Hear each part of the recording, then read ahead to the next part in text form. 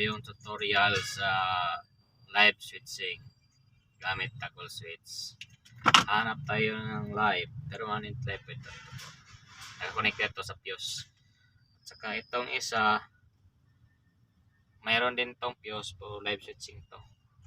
Ito, galing ito sa ignition switch. Ito po.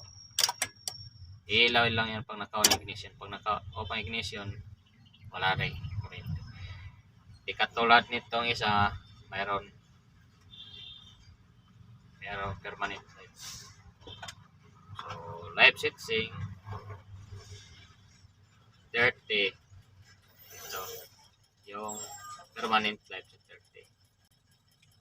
Toggle switch dito sa ignition, yung galing sa ignition. Mapunta sa 85.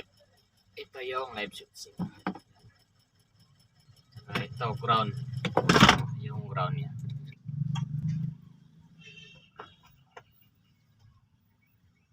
Ito yung load side.